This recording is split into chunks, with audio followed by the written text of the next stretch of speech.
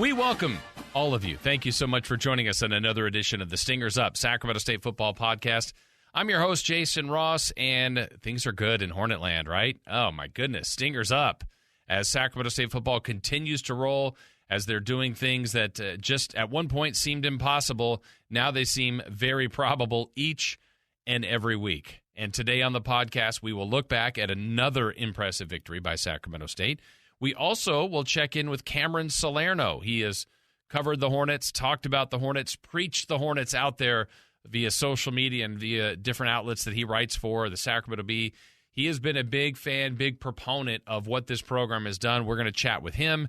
And then, of course, we'll look ahead to another big matchup this week. Hornets on the road for the fourth time in 5 weeks, this time in Cheney at Eastern Washington, a team that has been a very good team, one of the most consistent teams in the Big Sky, but has gone through some difficult times this year based on a brutal schedule.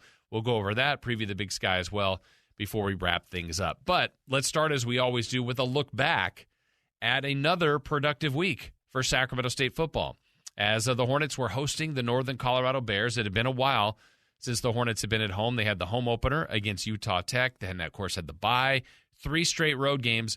But we're coming home to take on Northern Colorado. One of the storylines, of course, there was the battle with former Hornet Elijah Dotson. The Hornets did a great job on him the entire game. In fact, the defense was stellar. First half, not allowing a first down. Another half without allowing a point in a couple of quarters. And ultimately, the Hornets would cruise to victory. But doesn't mean everything is always smooth sailing. A few too many penalties throughout the game. And rarely do the Hornets start slowly. And on a day where they set a school record for first downs, go over 50 points, over 600 yards, yes, the offense started slowly. So after a couple of empty drives, the Hornets would finally get on the board, and it would be via the touchdown run from Marcus Fulcher. First and goal for the Hornets at the 9. Fulcher in the backfield on the left hip of Dunaway. He gets the carry. Fulcher bounces to the outside. This could go. He's to the 5, to the goal line. He's in, but a penalty flag is down. Touchdown, Hornets. We'll see about the flag that is resting at the goal line. Let's check in with Danny. I think Danny's got something on that.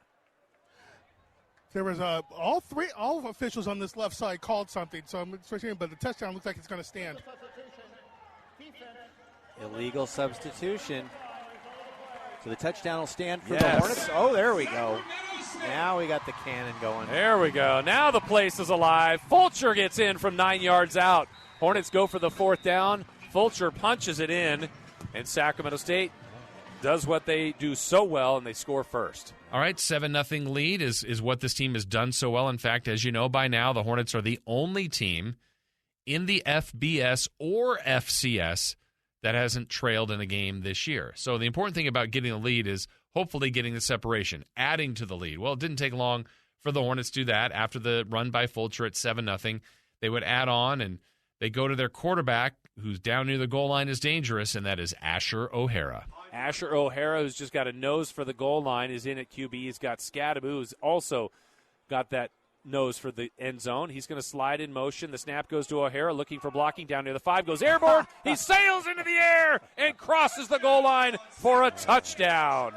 Air O'Hara in full effect. So 14-0 Hornets at this point. Again, still trying to accrue more points before the half. They're dominating in yards. Just haven't really dominated yet on the scoreboard, but they would get another touchdown run from Fulcher. Dunaway goes under center. Scadaboo is about a half yard behind him. This could be an end around to one of the Fulcher or Clayton. They're going to toss an end around to Fulcher. He reverses field. He gets to the goal line. Oh! Head over heels, lands in the end zone. Touchdown, Hornets. So why this team is so good is many different elements. You've got a consistently great offense, a defense that is improving, but special teams has been great. Coverages, punt team, kickoffs, and then certainly the field goal weapon of Kyle Sinkowski. So the Hornets end the half by tacking on 3 more points. 46-yard attempt from the right hash for Kyle Sinkowski. Snap comes in, ball placed down, kick has the distance. Oh, yeah, Danny signaled early. It is good! As the time expires, Kyle Sinkowski drills it, make it 24-0 Hornets. So 24-0 at the break, in total control of the game. Now they're just trying to make it where it could be a stress-free kind of cruise to the finish. and they would do that via the air, the first touchdown pass of the night, and it would go from Jake Dunaway to Marshall Martin. Well, anytime the Hornets have a big play, they go up tempo. They're going to do the same. Dunaway out and up instead, throws right over the middle, wide open Martin. Martin needs to shake a man. He does. Martin goes right down the sideline. 10-5, touchdown. Absolutely lost the defender and just sprinted towards the pylon. He's in. 30-0 Hornets. 45-yard touchdown. Well, at this point, Cameron Salerno was running very well, but hadn't found the end zone. It's tough to keep him out of the end zone. He would get there to make it 38-7. 1st and 10 Hornets. Salerno again runs, jump cut to the left, scoots to the outside to the 10, to the 5, and he's undercut near the goal line. Touchdown! Cameron Salerno. He was falling right at the goal line, gets his first touchdown of the night. And on the season for Cameron Salerno, his 5th rushing touchdown, his 7th overall in the season. The wide variety of weapons that this team has is on display each and every Saturday. We've already heard touchdowns from Fulcher, O'Hara, Dunaway threw one to Martin. Salerno had a run. Well, they got another veteran receiver that's played a lot of games, has been in the end zone before, but finally got in there this year. Here's Parker Clayton. Play fake. Thrown out to the boundary, caught by Parker Clayton, dives over 2 defenders, and another Hornet gets in the end zone. Parker Clayton late to get up, but he does score. There is a flag down on the far side of the field. Danny? It's going to be too many players on the field. Okay, there were 12 Bears on the field, but they still didn't stop the Hornets, and no one covered Parker Clayton coming out of the backfield. Well, Parker Clayton's been such a good Hornet. Glad to see him get in the end zone for the first time this year. 45-7, cruise control mode for the Hornets. Still time to tack on and add on to this, one of the top-ranked offenses in the nation, and another big booming kick from the kicker, Kyle Sinkowski. So we mentioned after the 2 misses early in the season, the Hornets switched a holder and went up to the punter, Connor Stutz, the backup punter. AJ Campos is the long snapper. And Sinkowski, who's already made 1 today, on for his 2nd attempt. This would be a 41-yarder between the hash marks. Ball is placed down. The kick is on the way, and it is good again for Kyle Sinkowski. 48-7 to Sacramento State. One of the best parts of the game for me, for the Hornets, is once they get this total separation, it's now an opportunity to play 2nd and 3rd and 4th team guy. I mean, you're trying to utilize all of the players you have available, especially at a home game. I mean, road games, there's some restrictions on how many you can travel, but at home you can suit up more guys, and you want to get them to be on the full buy-in. The Hornets' deeper reserves serve as the scout team each and every week, and they've got to supply the looks for the starting defense or starting offense of what the opposing team they're going to play does. But you also want to get them some reps as future Hornets, or if injuries happen, and the Hornets were able to do that again at quarterback. We saw the 2 that play all the time in Jake Dunaway and Asher O'Hara, but also Caden Bennett got some run, got several series. And then later on in the game, Dorian Hale got an opportunity to run the offense, and boy, did he look quick. Dorian Hale with 1 minute to go from the 6-yard line. Fields the snap, he'll keep it. He gets to the 5. He's going to power, he's going to try to get in. No signal, he's in! Touchdown! Dorian Hale, the first of his career. The Hornets go over 50. They now have the lead of 54-7. So 55-7, the Hornets are cruising on their way to another victory, and here's how it concluded. Well, this one is going to come to an end, and it's going to be a victory, an impressive one in front of 10,000 plus. Sacramento State extends their record to 5-0, 2-0 in conference, and they have won 14, make it 13 straight regular season games. Yet another game they never trailed. This one was a no-doubter. Offense, defense, special teams, all spectacular, racking up 622 total yards and holding the Bears to 168. The Hornets win by a final of 55-7. All right, guys, down here with the head coach. Slow start, but the team comes out and they play. What are your thoughts on this game? Yeah, a little choppy there at the beginning on offense, but our defense was unbelievable. Put them on a short field. They got to stop. Pretty much the entire first quarter that kept the game even, and then we got to go on offense. Let's talk about that offensive line today. You guys got the running game going, and everyone got involved in this game. Yeah, it was a team effort. Lots of guys. We got a lot of guys. So, we played 4 quarterbacks today. Got a chance to see some good athletes with Dorian and Caden Bennett, and a lot of backs. So it was good for some of these guys to get a reward. They've worked really hard, and some of them, give us unbelievable looks on scout team. So they're rewarded by being able to play tonight. We look at it, some of the other practices we get to see, but those 2 quarterbacks have speed, and I think this game had to give them a good opportunity to play, a good quarter of football will help you guys down the line. You're talking about Caden and Dorian? Yeah, they got some acceleration. It's a little different. So we're excited about those guys. You should be. Congratulations on the victory, Coach. Thank you, Danny. Stingers up. As we mentioned, a great night for Sacramento State football all the way through. They get the W, balanced performance, some sloppiness, some things that need to be corrected. And as we said now for several weeks, I still don't think this team has played their best football. And to me, that is very, very exciting, though. 5-0, 2-0 in conference, really in a good spot right now, and a critical game coming up this weekend, Saturday at Eastern Washington. To help us kind of preview that game, to talk about where the Hornets are, let's check in with Cameron Salerno. As we mentioned, he has covered Sacramento State football before, also for the Sacramento Bee, is a good Twitter follower and posts a lot of factoids and nuggets about Sacramento State football. As Cameron joins us now. And Cameron, welcome back. I know seeing you out at Hornet games and following you on Twitter, you have been a big believer pretty much since Troy Taylor has taken over seemingly. Yeah, that sounds about right. I mean, I think Troy's done an amazing job, and his whole staff, too. I mean, I know it's easy to just give all the credit to Troy, but I try to give his staff some love, too, because they deserve it. I mean, Andy Thompson, the defensive coordinator, is incredible.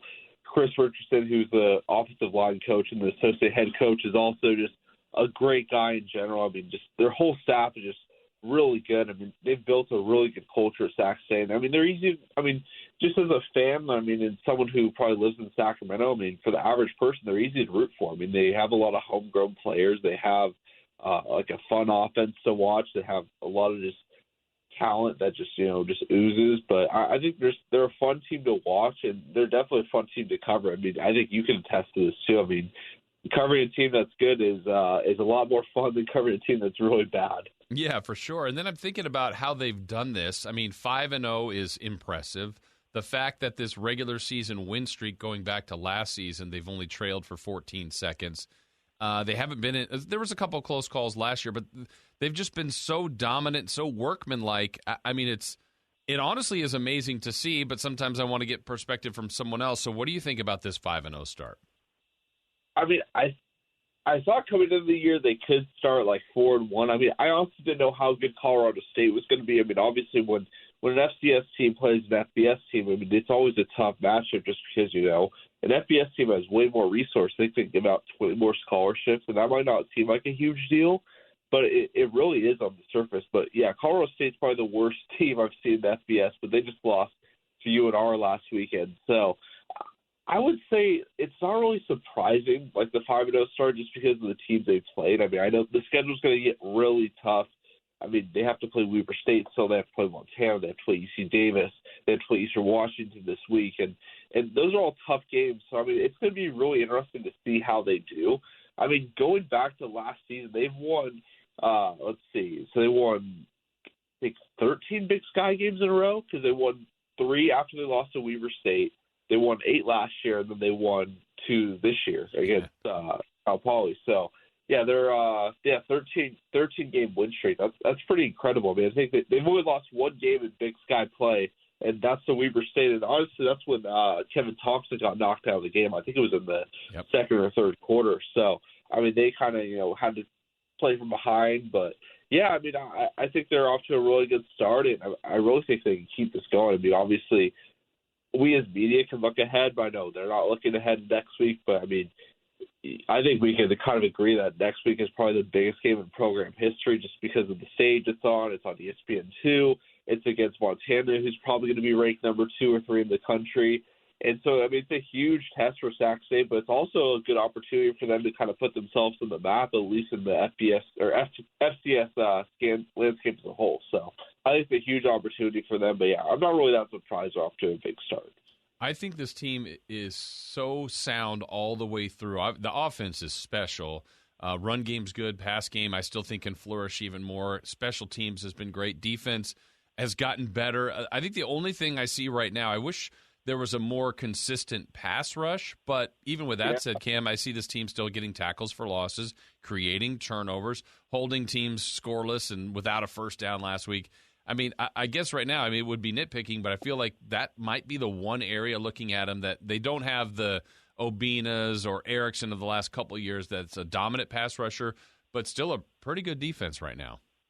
Yeah, no, I agree with that. I think they only have 7 sacks this season, which I think is like third worst in the Big Sky, but they don't really have that closer like in years past, like at the end of the game where like you have like a Nick Bosa or like someone who can just get to the quarterback without hesitation. But I mean, I think as the season goes on, they're going to get better. And I mean, the Big Sky teams, are fierce and really good. So it's going to be tough. But honestly, like when you watch this team, yeah, they look really, really good, but they still haven't played their best game of the year.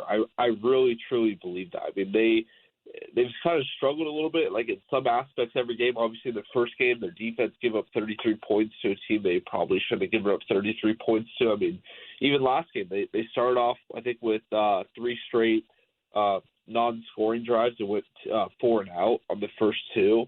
And so they really haven't played their best football game of the year. And obviously, when you play against some of the best in the Big Sky, like Weber State, Montana, you're going to have to play your best football. So I think there is a lot of room for improvement for this team, which I think is a good thing. I mean, even as good as they've been, I mean, even they're 5-0, but they're still at the point where they can still get better. So I think there's a lot of optimism. And I think, like you said, yeah, there is nitpicking with the sacks. The sacks will come, and I don't think it's that big of a deal. I know a lot of people after week 1 were overreacting about the defense, how they gave up 33 points, which, you never want to give up 33 points, but when your offense scores 56, it makes it a little easier.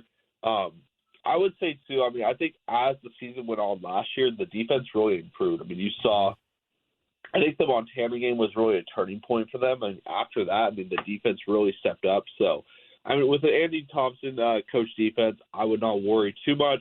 They're going to get together, and, I mean, I know a lot of people have said Montana is the best defense in the FCS, and I think there's some people that might say Saxon is the best offense in the FCS. So it's going to be an incredible matchup next week. I mean, obviously we don't want to overlook Eastern Washington because they're a powerhouse. I mean, at least in the Big Sky standard, I mean, they've done things the right way, and they produce top talent. But, I mean, I think this is a very winnable game for Sactown. I know they haven't won at Eastern Washington since 2008, I believe. And so, I mean, starting 6-0 and heading to Montana 6-0 on prime time on ESPN2 would be a huge matchup. And I think it would just be really good for the city as well to see 2 undefeated teams play at Sac State. Yeah, it'd be a whopper. I mean, I agree with you. It could be one of the biggest, if not the biggest game that program's ever had, and that's not counting playoffs here of recent note. But on the Eastern Washington front, I really torn here between one or two ways. I can look at their schedule and understand why they're 1-4. Losing to Weber State and Montana State in league, who are both top 6 teams right now. And then they had to play Oregon and Florida. So those are their 4 losses. They do have a win at home early on. But also then are you that dejected team that probably has to win out to make it back to the playoffs? So I really don't know what to expect from Eastern Washington this weekend. Yeah, and I think UC Davis is in kind of the same front. I mean, Eastern Washington Davis are kind of 2 teams who you probably would expect to make the playoffs, and they're both in a position where if they don't win out the rest of the way, they're probably not going to make it in. I mean, if you look at Eastern Washington's schedule, though, they still have to play Montana, too, which, I mean, that's tough. I mean, getting Montana State, Weber, Sac State, and Montana kind of reminds me of Sac State's schedule in 2019 where they had to play the gauntlet of all the teams.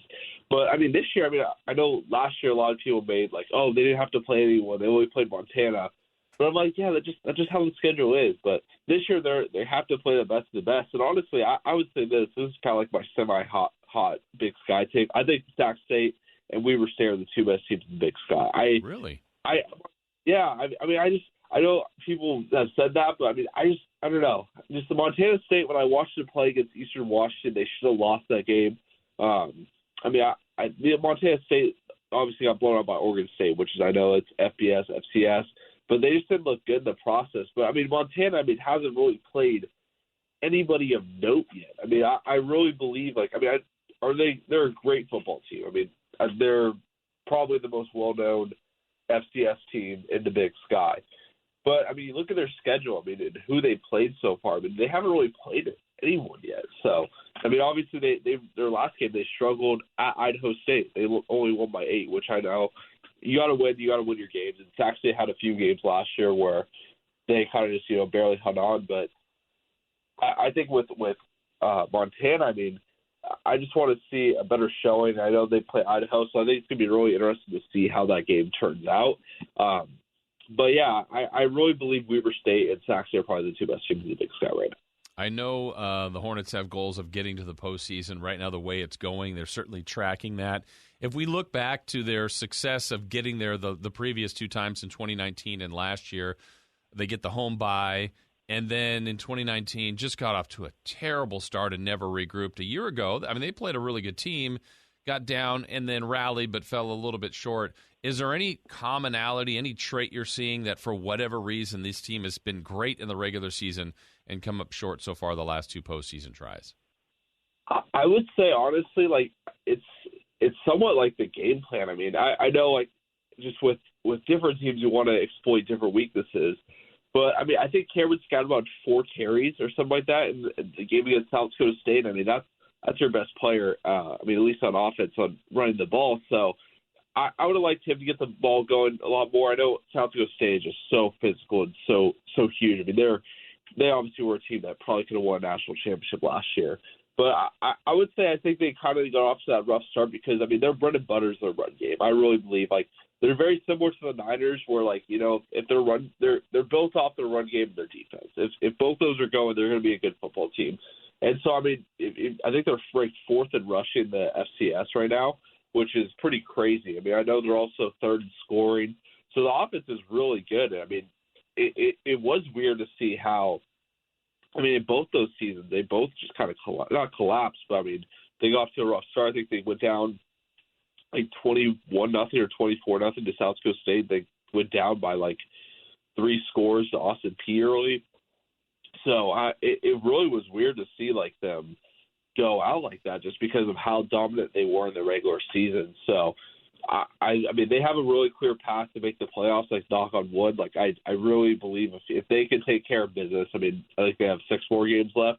I mean, even if they disaster strikes and they go 3-3, they'll probably still be a playoff team. But I mean, I think they're really going to probably end up going somewhere like probably 9-2 or 10-1. I mean, I think they definitely. I mean, could they lose? Sure, but like I don't know. I really believe they have a tough schedule the rest of the way. I mean, obviously you have games against Portland State, Eastern Washington, UC Davis that I think are pretty winnable. Then you have 3 other tough games against Montana and Weber State. So I mean, everyone kind of has to play everyone in the Big Sky. I know Montana still has to play Montana State. I know Montana also still has to play Weber.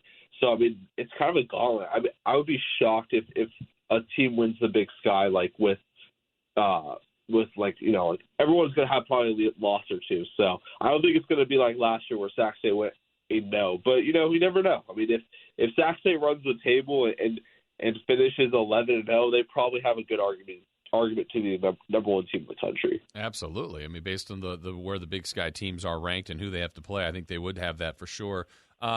So what this success has done gets them a ESPN2 game next week against Montana, gets them ranked all season long, puts them in the top 5, but it also helps recruiting. I saw you tweet here recently that the Hornets are adding players. What can you tell us about that? Yeah, so they added the quarterback from Centennial, Carson Conklin, and I mean he's a very highly rated recruit out of Southern California. So that's huge, especially because next year, I mean, Asher O'Hara and Jake Dunaway are both graduating, and quarterback next year is going to be really, up in the air as far as, who wins the job. I think it's going to be an interesting camp competition. I mean, I wouldn't be surprised if Sac State went into the portal to try to get a quarterback, at least a more experienced one, who has a lot of game experience. Because, I mean, Cade Bennett and Dorian Hale both have gotten snaps. I mean, at the end of games because of Sac State, how they've blown out teams, which I think is awesome. But I think they are going to probably go out and get someone with experience because even Dunaway, before he got the starting job last year, I mean, he had experience where he had to play against Northern Arizona and threw for 400 yards. And they had to relieve Kevin Thompson after that Weaver game and threw for like 150 yards. So I think Sac State really values experience, so I wouldn't be surprised if they do go out and get some in the portal. But right now, they're probably going to have 3 scholarship quarterbacks next season. I mean, it's exciting to see where this program is, what they've built, how quickly. I mean, I think that's it that surprised me. I knew Troy Taylor was going to be a great hire. You mentioned the entirety of the staff. Just, Cam, how they came in from day one and changed everything, and the success is stunning to me. Not now. I thought it could have happened by now, but year one to now is just everything's worked out well, and it's been so much fun to see. And they really haven't hit a rough patch yet, which, like, knock on wood, but I mean, they really have just been dominant. I mean, that's the best way to put it. I mean, Big Sky is probably the whatever you want to say between the Missouri Valley Conference. It's either the first or the best, second best conference in America, in FCS at least. And so to have that sort of success in the Big Sky when you're like 18-1 against Big Sky teams is incredible. I mean, I don't think anyone could have predicted that. I mean, I think I was talking to Mark Orr the other day, and we're just talking about just, you know, like the season and such, and how when Troy got hired, like their goal was like to get ranked, and like they would have been ecstatic to be like a top 25 team, and now it's like the standard, you know, like if they're not ranked in the top 5, it's like what are we doing right now? So I mean, just as time goes on, the better you get. I mean, I think it's the standard increases. So I mean, now it's at the point where, okay, yeah, we've won 2 Big Sky titles. Like, what's next? And what's next is winning an FCS playoff game, which Sac State has failed to do the last 2 seasons they played in. So I think that's the next step of this program. If they can really, you know, make a statement the next 6 or 7 weeks of the season and secure an FCS playoff berth and at home too, I mean, that'd be huge. I think they have a really good chance to do so. And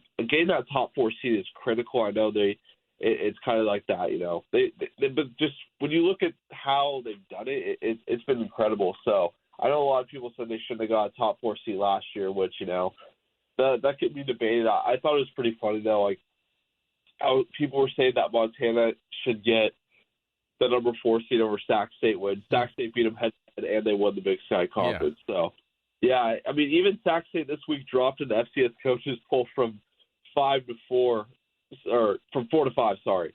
And I'm just like, what else does Sac State need to do? Do they need to win by 60? Right. I mean, it's funny because, I mean, when you win in that dominant fashion, I mean, and your defense allows 7 points, I mean, what else do you need to do? I mean, like a 48-point win is pretty good. I mean, especially, I mean, Northern Colorado, I mean, is not great by any means, but I mean, they're still a Big Sky team. So for them to do that, I mean, I thought it was pretty incredible, and especially because Montana State, I mean, they won their game, but they beat, I think it was Idaho State by maybe like 20.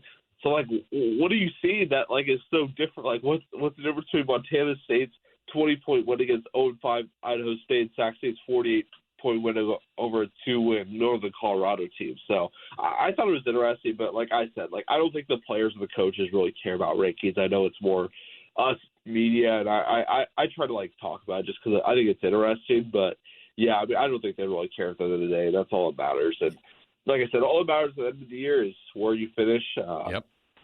And where you're ranked. So I know the committee looks at that, but with the combination of Sac State's win over an FBS team, which I think is going to be really helpful down the stretch, just when you go to seeding, and the fact that they play Montana, Weber State, and UC Davis and Eastern Washington this year, but those are really good or Big Sky teams. And so the only team they haven't played the last 2 years is Montana State. That's just the scheduling. But I mean, if Sac State finds a way to go undefeated, I mean, there's no excuse they shouldn't be a top 2 team in the country. I mean, because South Dakota State plays North Dakota State this week, and it's a battle 1-2. It's going to be interesting to see how far the loser drops. I mean, I don't think North Dakota State looks that impressive this year. I mean, they've almost lost 2 games. I mean, they ended up winning, but they didn't really make that statement that they're used to making. I think South Dakota State's the best team in the country, just the way they played and their dominant wins. So if South Dakota State wins, they should be the clear number 1. I don't know how far North Dakota State would slide. I mean, obviously then you get to the point where, yeah, like the Montana, Sac State, and South Dakota State, it's like, where do you rank them? So, I mean, there's a real possibility that next week could be like a 2 versus 4 matchup or a 2 versus 5 matchup. So that's obviously assuming that both teams win this week. Yeah, and I'm talking about Montana State. Yeah, leads to a big week ahead. We look forward to this season as it continues to roll along. Cam, we look forward to your coverage too of this team. Thank you so much for joining us. We wish you the best, and thank you for joining us this week on the podcast. Thanks, Jason. Appreciate you. Once again, thanks to Cameron Salerno for joining us here on the podcast. Make sure you check out all the great work that Cameron does out there each and every week. All right, let's do a quick look ahead at what's coming up for the Hornets. As we mentioned, big showdown in Cheney, Washington, Roos Field. Saturday, 4 o'clock kickoff as the Hornets will be on the road on the Inferno, the Red Field in Eastern Washington. The Hornets have had some success in Cheney. Haven't been there in a while. Have won 4 times there, but it's been over 10 years since the Hornets have won at Eastern Washington. This is consistently one of the best programs in the conference. They've had names the last year, Eric Berrier, who was the Walter Payton Award winner. They made the postseason. They've lost 4 in a row for the first time in 11 years. And they've had Cooper Kupp. They've had studly players over the years. And they've won the national championship in 2010, runner-up in 2018. This is a good program, a program with a lot of pride. And you wonder, I feel like coming into this game, Eastern Washington is an absolutely desperate team. Their record is 1-4, but this record can be explained, I think, pretty easily with who they've played. They opened up with a win, and then since then, the 4 consecutive losses, here's who they've had to play. Oregon, playing up, they played Oregon, who put 70 points on them. They have also had to play Montana State, could have won the game but lost late. They have had to play Florida as a makeup game from a couple years ago, and they played it on a Sunday due to Hurricane Ian. And then last week they had to play Weber State. So they've played 2 ranked teams at the FBS, 2 ranked teams at FCS, and here they are at 1-4. I'm sure they think of themselves as a playoff team, and if they're going to do that, they got to get crazy hot, and it's got to start this week. So I think the Hornets are walking into a difficult situation as far as that kind of wounded animal team that's backed up and has to play with a sense of desperation, or they may be looking at a season that's going to come to an end quickly. So I feel like the matchup will be difficult for the Hornets. This is a team that will look to throw the ball and look to get downfield, but has had trouble stopping people. So if that Hornet offense can continue to do what it has been doing consistently this season, and the defense continues to improve like they've done, trust all the special teams, if all 3 elements play Hornet football, it could be a day in which Sacramento State could get to 6-0 if that all goes well. I mean, just amazing to think about that. Only one other time in the school's history have they done that, when they were D2 back in 1991. But this is uncharted waters. They are ranked 5th in both polls now. Ironically, they moved back to 1 spot in one of the polls. But this is a good football team. I think they know it. I think they're playing like it. And like I said before, I still think they have more to offer, which is very, very encouraging. As far as the rest of the scoreboard, the rest of things to watch for Saturday, Cal Poly's at Idaho State, a couple of struggling teams there. Idaho at Montana.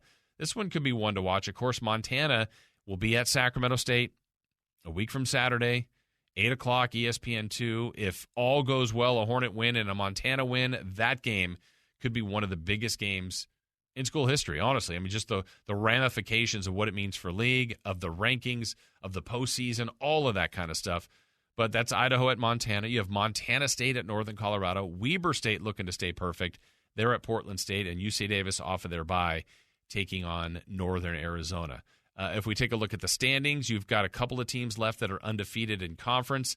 That is Idaho, Weber State, Montana, Montana State, and Sacramento State. Now, the good thing for the Hornets, good or bad, depending on how you look at it, they still play Montana, they still play Weber, they still play Idaho. The only team they don't really have control of in the destiny is Montana State. They just don't play them.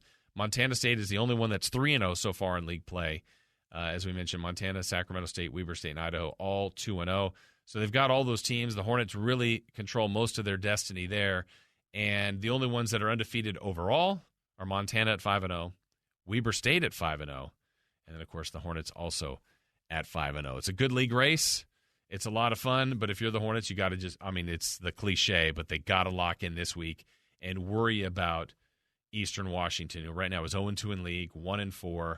I feel like Eastern Washington and UC Davis, kind of like Cameron Salerno said, they're in similar positions, good teams that have had tough schedules that right now are in a world of hurt, but they can redirect their seasons if they start getting wins. But as far as the Hornets case goes, they hope it's not this week for Eastern Washington. So, again, my thanks to Cameron Salerno. My thanks to all of you for listening to another edition of the Stingers Up Football Podcast. It's fun to do this each and every week. Let everyone know we're out there, and we'll be back next week. We'll recap Eastern Washington. More guests to come as well. Thank you so much for listening to another edition of the Stingers Up Football Podcast. Again, I'm Jason Ross. We'll talk to you next week. See ya.